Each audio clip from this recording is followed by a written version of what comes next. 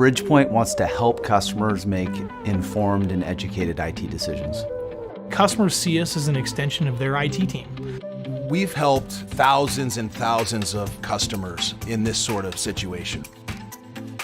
So our customers face the challenge of dealing with growth. The best thing right now in the market is there's a lot of choices. It's also the worst thing in the market right now. So I think most of our customers have, they make decisions every couple years. We help customers make decisions every day. And we really align ourselves with what the customers are trying to accomplish. Better thing about it is that it's not just saving them time, they're making a better, more informed decision. We vetted all these suppliers, we looked at all these costs. For someone to do that on their own, it could take a month. For us to be able to do that for them in a matter of weeks is compelling.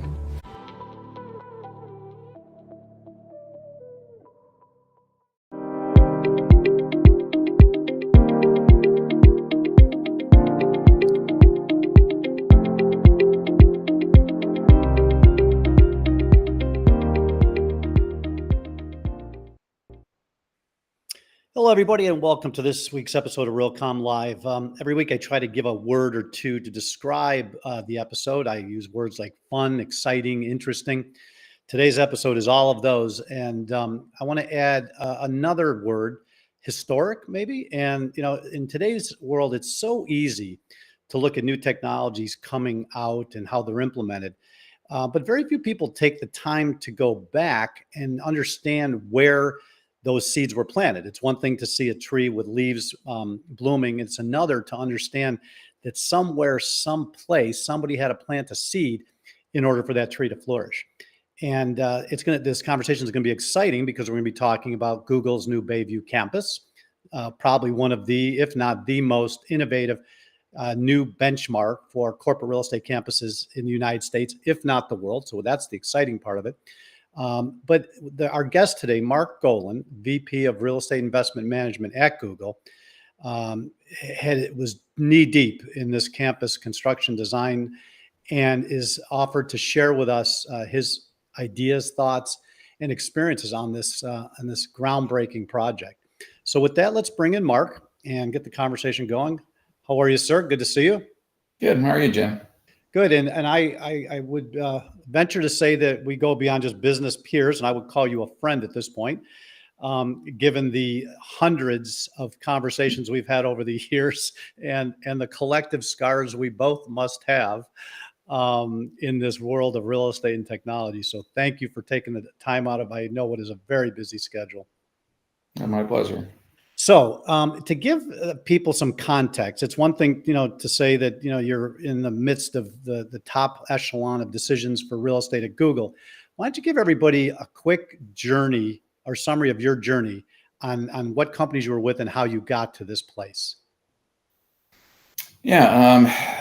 My career is an interesting one. It's one of those ones when you look back, no one in their right mind would ever plan this thing out. It was kind of one of these random walks that just sort of ended up where it did.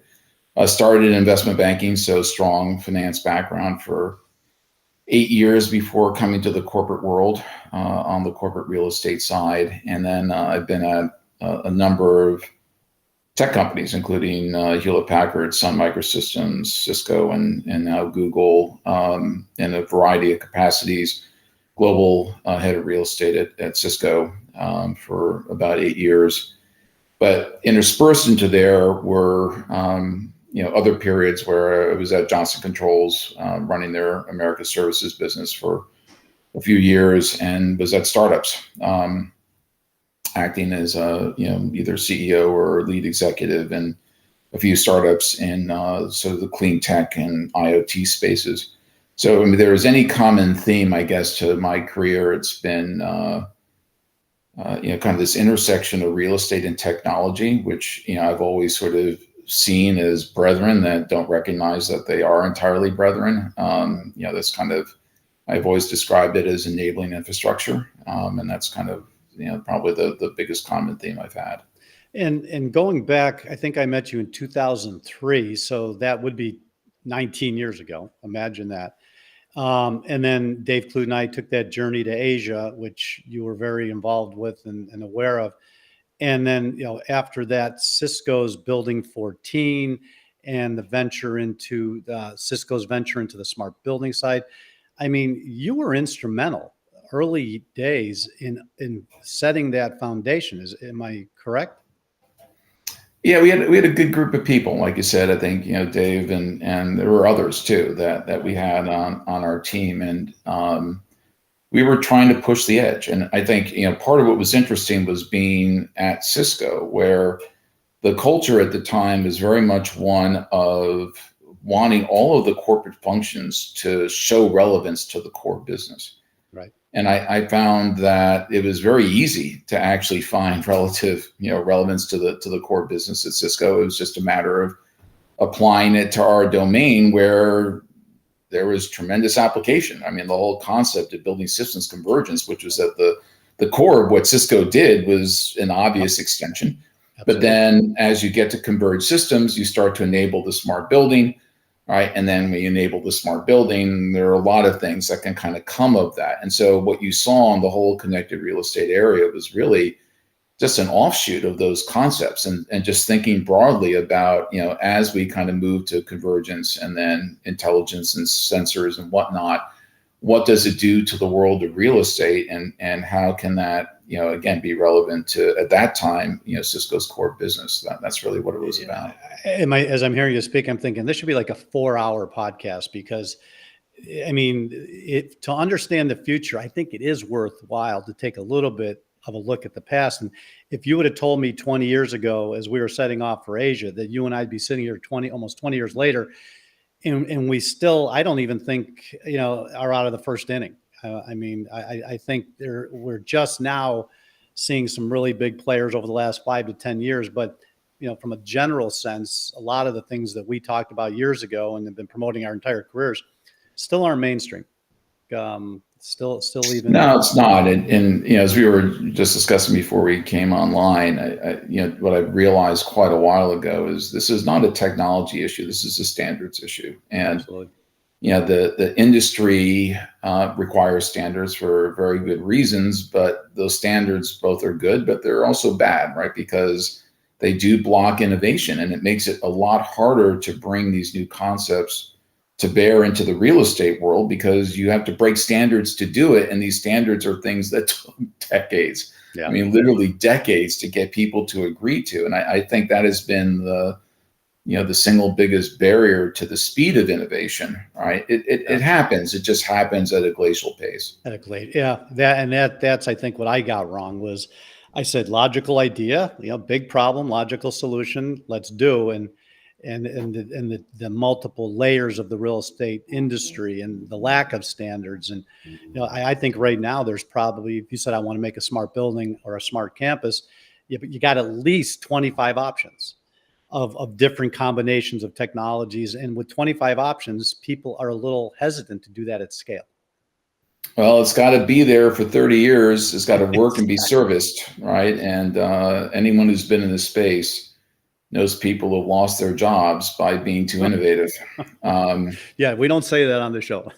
Yeah, I know. Well, I'm joking. That is no, the reality. I know. It's that's the problem. Is this stuff, when it's in a building, it's got to last for 30 years. It has to be serviceable, and it can't break, right? And Exactly. So a company that may be innovative, if they're not around, and you put that all the way through your building, that becomes a problem. Absolutely. So let's pivot. Give me a little idea of what your daily activity is, or your daily activities are, in relation to your role in real estate at Google right now.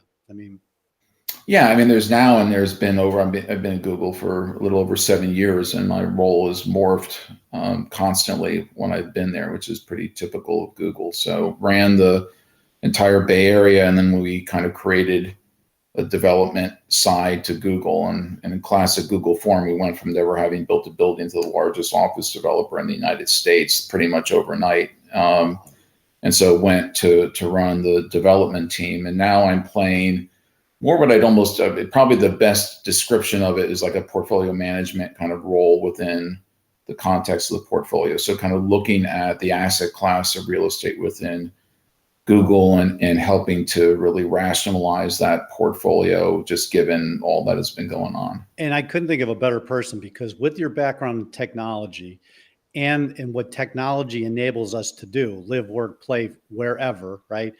And it took a pandemic to convince the whole world, that we do have some flexibility and fluidity. But I think your combination of skills are perfect for what you just described, right? To understand what real estate is valuable and why, and what role does it play, not just today, but in the future. So let's go on to the campus itself. I think we got a couple photos. When did it start? Whose vision was it? What iterations took place? And, how did you come up with this masterpiece that we're looking at?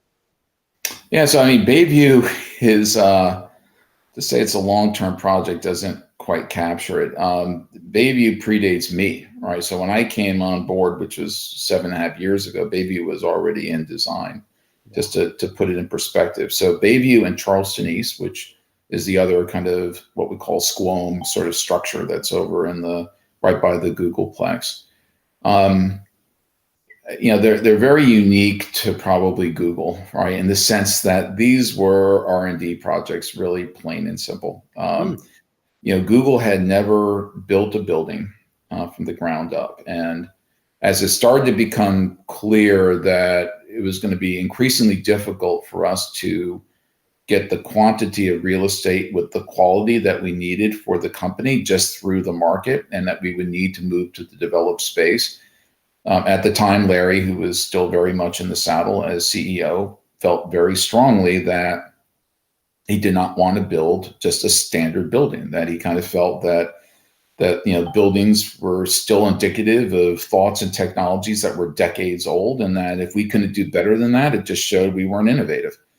And so the idea was to think very, very differently from the outset and see how hard we could push the edge on a variety of fronts. And the end result here is what you kind of see in Bayview and Charleston East. They're very interesting buildings. I think they're very cool. They are, but they are themselves, right? I would not say that, we're going to go build a zillion of these things. I think they are the result of the process that they followed, but they are unique.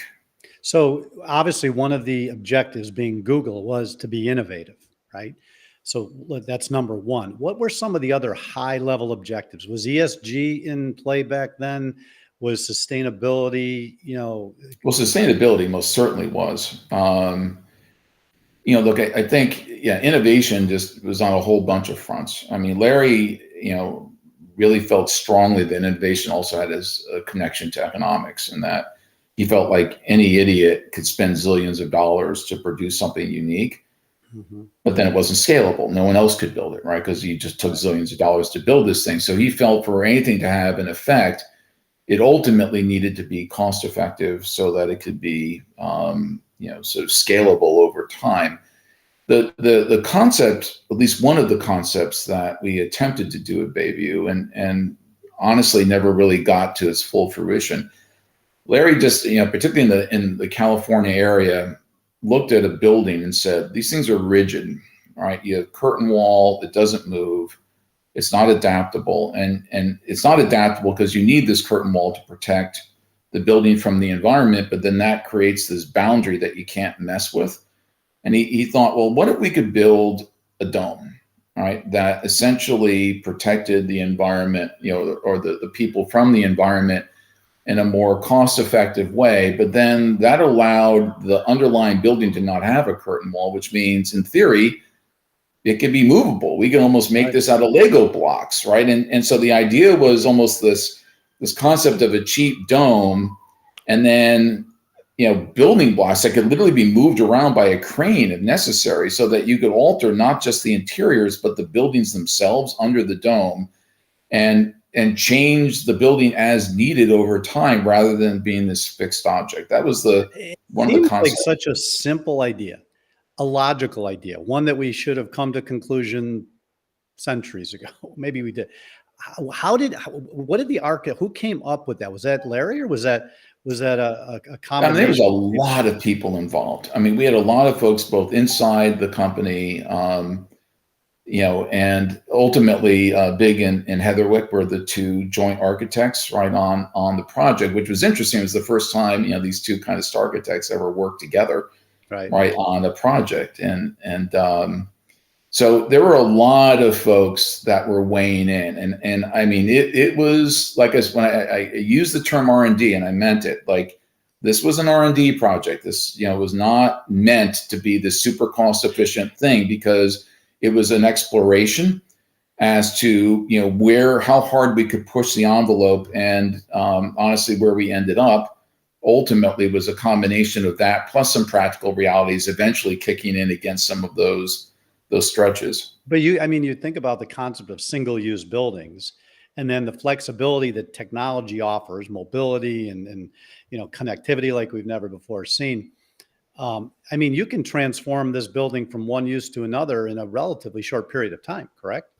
Yeah, we didn't succeed with the cheap envelope and the movable building blocks in the center, but what it is a massive floor plate, right? So, and this is another thing that is a very Silicon Valley centric, and particularly I think Larry and Sergey were big believers that people interacted better against horizontal planes than vertically, right? That as soon as you go to a different floor, it acted as a massive barrier to interaction.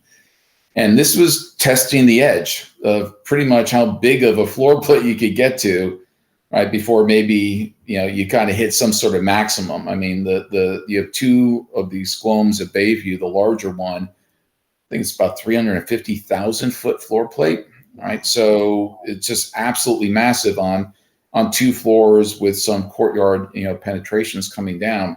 But that kind of openness does create tremendous flexibility, because most of the zoning, we did create tables to kind of at least break up the flow. Right. But a lot of the zoning comes from more what you would almost think of as robust furniture systems almost, rather than physical wall, because you can't have physical wall unless you're going to build it 80 feet high. We actually did that at our conference in Orlando last year, where we took one environment with a 50-foot LED wall, and with a click of a mouse, we changed the scenery on the LED.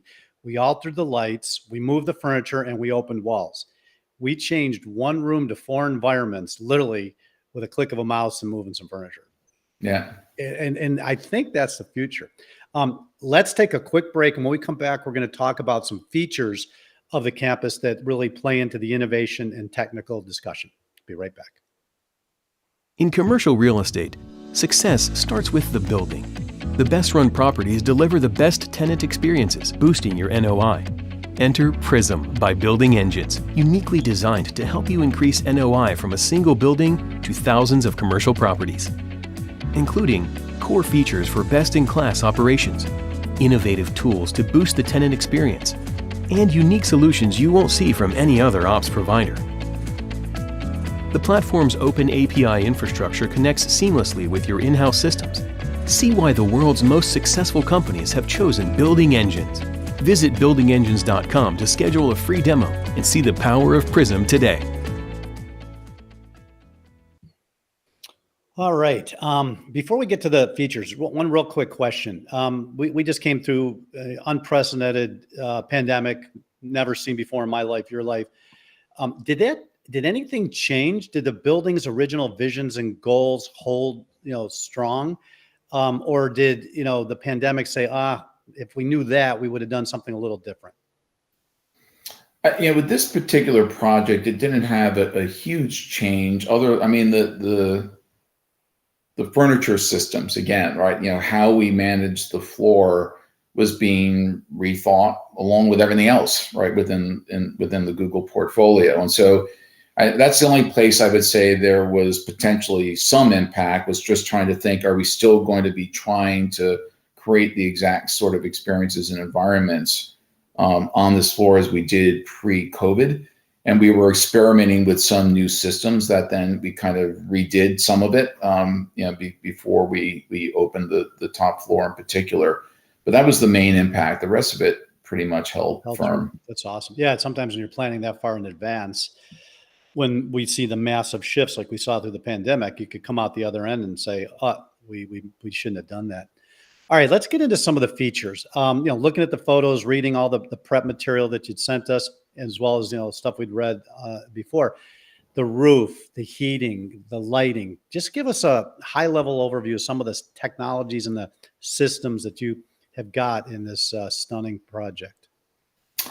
Yeah, well, I mean, again, the sustainability was a very large part of the vision right from the beginning. And so we looked at, everything we could possibly do to drive sustainability. When you look at the roof, right, it obviously is a really interesting looking roof, right, with the kind of curved Yeah, I was gonna say triangles. Yep. Yep. Yeah, so if you have some, pictures, you can kind of see that, but it is entirely covered in solar panels. And we spent a lot of time researching all of the panels that were available in terms of. Did you have to customize those? Were those made specifically for No, you? they were ultimately, it was non-customized. We were able to pick something, but again, when you get back to what's available in the market, sometimes you're really bleeding edge, right? In terms of you're finding companies that had just started producing this stuff, and now all of a sudden you're going to come say, "Hey, yeah, why don't you cover this building, right?" Which is, this behemoth. So they're sitting there thinking their first project's going to be, some house somewhere, and then so you always have these sort of scaling issues. Everything from color, obviously the efficiency of the panel, the ability to work on that kind of a surface. These are all things that were looked at for years and years and years, and we were assessing exactly where the technologies were and therefore what we felt comfortable using at scale. Well, and what you also accomplished is, from an architectural design standpoint, everybody says, on the exterior panels, square rectangular panels, there's no aesthetic value. Here, you built the technology into a really cool design. Yeah, it does not look like you said, like a building that has this solar array stuck on top of it. It's just integrated in. So just part matter of fact, even looking at it, you may not even realize they're solar panels. At first I didn't realize until I read all the information. Yeah. So obviously, massive impact in that the entire building is electrified, and it allowed us, right, from a certification standpoint, we're LEED Platinum, but from a water standpoint too, by the way, we actually generate more water than we use on the site. We're LBC water pedal. Is that water coming out of the sky water? It's a combination of the water, yes, coming out of the sky, and are basically recycling the water within the facility, both through gray water, but also through treatment, that we've actually gotten to the point where, like I said, we actually return more water to the environment than the building actually uses. That's crazy. That's absolutely crazy. I mean, think about what you just said. I mean, and I've traveled a lot as you have, and I remember seeing some crazy, efficient, simple systems in Costa Rica, places where people had no choices, recycling of water. Nothing near as sophisticated as this, but what you just said, can you imagine if more people took that to heart and gave it the thought that it needed? Everybody talks about energy. I talk about water just as much as I talk about energy. Well, I mean, as you may be aware, Google has made a commitment to not only be carbon free by 2030, but we have a water commitment that we will actually, across our entire office system, return more water to the environment than we use in a similar time frame. That's incredible. As we're looking at the picture below you, light. I mean, of course I want to talk about connected lighting and all the new LED systems and low voltage, but you rely on Mother Nature again. Can you give us a little overview of that? Yeah, I mean, one of the big things was the control of light in the environment. When you talk about a dome, I mean, in the beginning, if you think about a glass dome, we would have had plenty of light and plenty of heat and plenty of glare and plenty of everything, right? And so it was very clear that just a straight glass dome was not going to work. And what we created were these openings right around the dome that let light in. Generally, again, if you have a north face, you don't have to worry about blinds at all, but we didn't want straight sunlight hitting people's desks. So we do have some blinds that help manage that process in areas that aren't a north face. But the end result is 100% of the desks have access to both natural daylight and views. And when you're in that building, particularly on the top floor, there are no lights needed during the day. I mean, it is pretty much 100% lit by natural light. I mean, you have some accent lights and some desk lights that people really want it, but honestly, you don't even feel the need to use it because you have such not just access to natural light, but natural light that is done in a way that isn't glaring and obnoxious, frankly. And there was an insane amount of time and effort put into having that happen. Think about how different that is from about 98% of every other building you've been in. I mean, so far your water statement, your electrical generation statement, and your natural lighting statement, those three things would be phenomenal each onto their own, but combined, I mean, you basically, your R&D proved it can be done at scale. Yeah, and I mean, it kept going. I mean, with materials, right? We have over 3,000 products that were tested to make sure they were non-toxic. And then, from a construction standpoint, we had 85% construction diversion in terms of any of the waste from the construction project. It was again, sustainability just at the core was just part of the ethos that we had. Geothermal, it is the I was going to say before we run out the of time, largest geothermal system in North America. It had eliminated half of our carbon emissions just through geothermal, and 90% of the water that's usually used for cooling was eliminated as well. So just real quick, high overview: geothermal, dig holes in the ground, run liquids through pipes to create heating and cooling, correct? So yeah, this thing sits right by the bay. So the entire project was built on piles. So you look at the size of this thing, you imagine how many piles they are. Every single one of those piles were geothermal piles. Wow. So they were driven, I forgot exactly how deep, into the ground with piping so that we're able to do natural cooling, right, and or heating, right, by using geothermal energy, right, into the system. It has an enormous impact on. And repeat the savings amount again. I mean, it was, again, half of our carbon emissions, right, were eliminated, and like I said, 90% of the water for cooling. Wow. The solar alone, by the way, is 4 megawatts. And then I'm assuming there's a massive battery storage someplace. Yeah, so not as much. No, we didn't go with the batteries as much. I mean, I think that's a technology that's going to be really interesting as we kind of move forward, because that's obviously the big thing is what do you do at night or whatnot. But we didn't focus as much on battery storage, honestly, as again, if you think about it, most of our use is during the day. So for the most part, we had sufficient solar there to drive most of the building. We're going to run out of time. We didn't get to the in-building wireless conversation. We didn't get to the smart building conversations. Can I ask you maybe sometime later this fall into the winter to come back for another 30 minutes to kind of wrap this conversation? Yeah, sure. Happy to help out. And I want to say thank you. A few select group of people who attend Cortec are going to be very fortunate to tour this headquarters. You were graciously offered to allow a small bunch of people in, and I understand you and your team are going to personally give the tour, and that's pretty special. And I just want to say thank you for that. There's one thing to talk about it, and it's quite another to see there, to be able to go there and see that. So thank you for that. Yeah, it's fun to see. It's a striking building. It is not a normal building. I have one final question. Google, obviously, reputation, nobody close. And now you've applied that innovation to the real estate department and specifically this campus.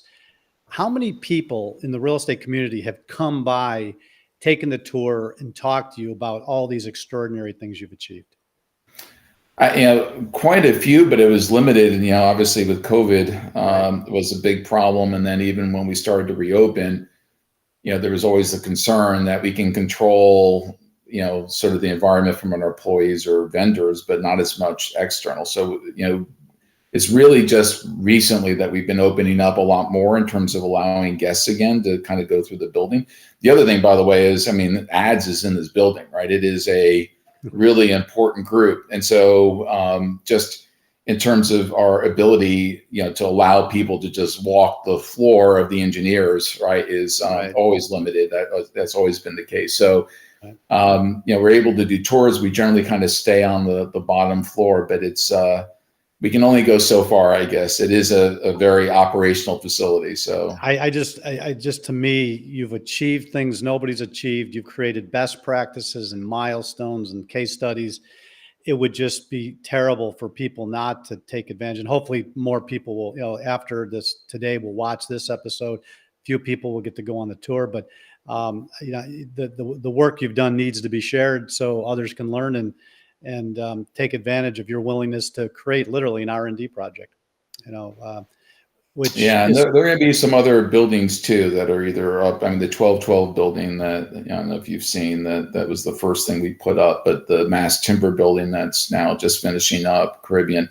We're going to have a lot of very interesting projects for people to kind of take a look at that are quite different from Bayview, but achieve results in different ways, and in some cases much more cost effectively. So I was talking to Emmanuel Daniel from Microsoft at the conference, and I jokingly said, I always had a desire to have my office in a treehouse, and about a week later, he sent me some photos of Microsoft has got an office set with treehouse. So hopefully you've got treehouses someplace in your future.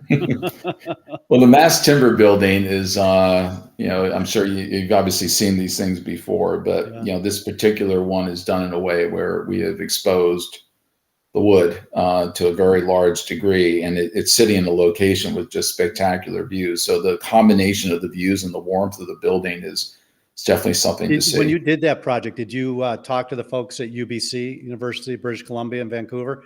Yeah, I'm sure the team has. We have done a tremendous amount of research on mass timber across the board. They built a residence. They built a residence out of timber that got quite a bit of attention. So yeah, no, it's a really exciting area right now.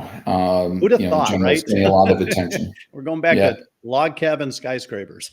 Yeah, no kidding. I mean, you can get awfully high at this point. It's and again, when done right, again, the warmth of it is incredible. It's striking. We had our CFO walk through the mass timber building, and literally was like, mine, like just done. Yeah. Like, we're taking this building over. Just and again, if you saw the building, you're like, yeah, I get it, right? It's a beautiful building. Well, sometimes what is old is new, right? I mean, we can't forget the good ideas. Geothermal is one that I've been following for 25 years, and I have no idea why we haven't taken more. It's kind of a no-brainer. It really is. Kind of a no-brainer. Yep. Yeah. Absolutely. Well, we are unfortunate. We went way over. I don't care. We always do, with great conversations. But I want to say thank you so much. And thank you again for the Cortec tours. Really appreciate that. And I'll reach out to you later in the fall, maybe early spring. And we got a couple more topics about this project and others that would love to get your insight on. So sounds good. All right. You have a great day. Thanks again. Thank you. All right. Bye-bye. Bye-bye. All right. With that, let's bring on Lisa Woods, who's going to give us the news this week. Lisa, I am so sorry. We went over a little bit. That was a great conversation. Wow. What an impressive project. Yeah. I can't wait. It's hard to get access to people like Mark. They're so busy. There's so much in demand. And he's always been so gracious with his time. And he's at the tip of the spear. I mean, you want to talk innovation, you can't get much more than that. And the thing I love about a lot of the people we hang with, it's not just a PowerPoint presentation or theory. These people are doing things. I mean, This is technology, in play. It's not just a theory or somebody saying this is what we could do.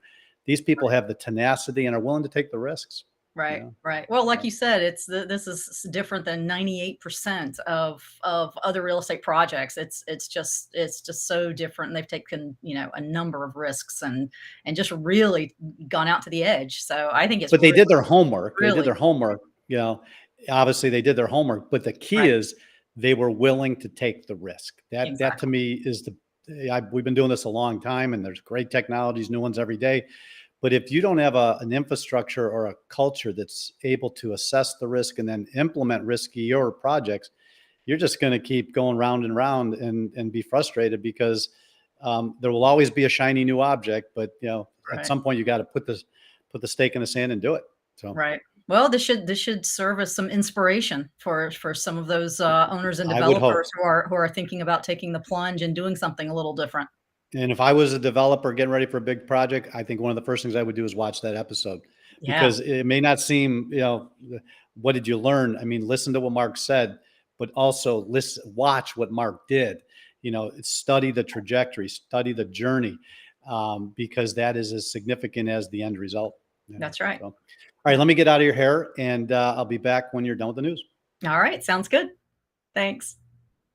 As all of you know, our weekly briefing newsletter goes out every Thursday with the top 7 to 8 stories impacting commercial and corporate real estate and technology. And then in this news segment, we highlight a few of those articles that we think you might find important.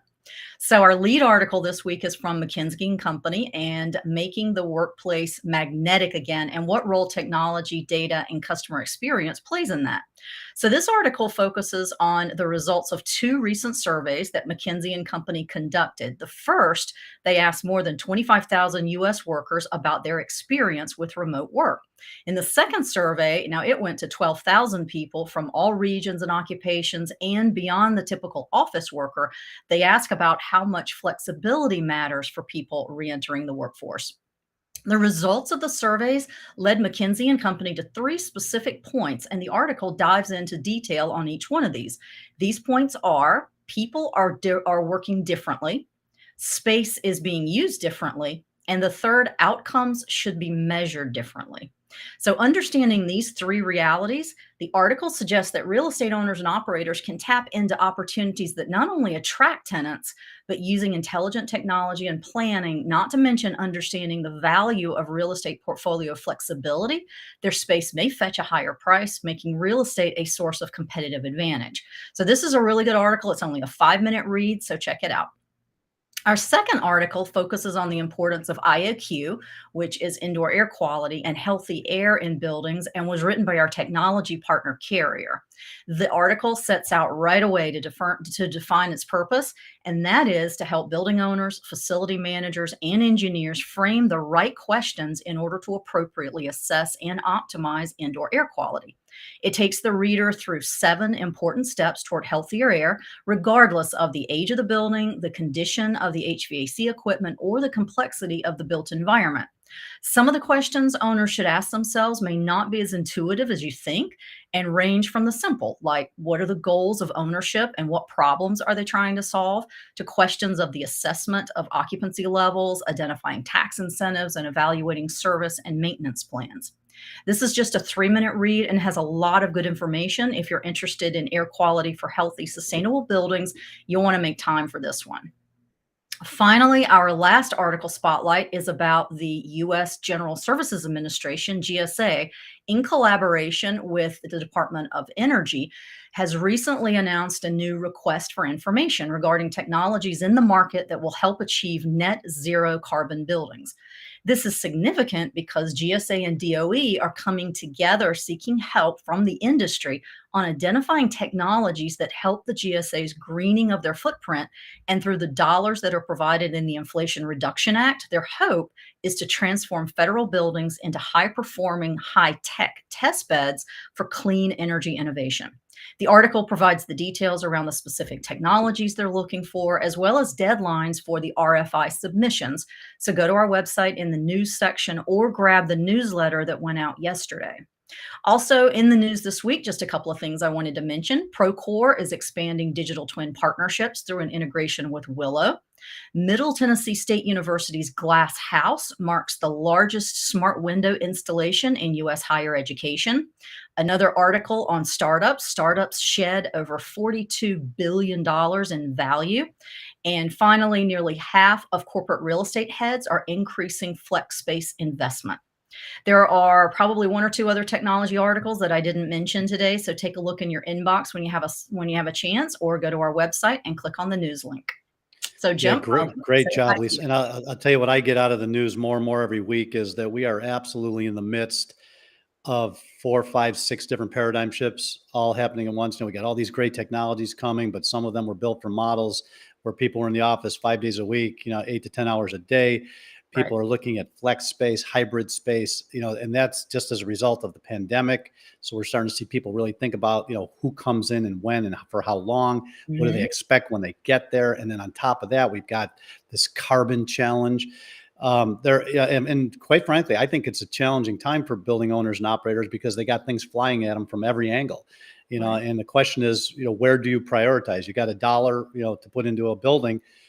Where do you put the first nickel, and then where do you put the second quarter? And Right. it's not always an easy decision. So hopefully Right. we can help sort through that.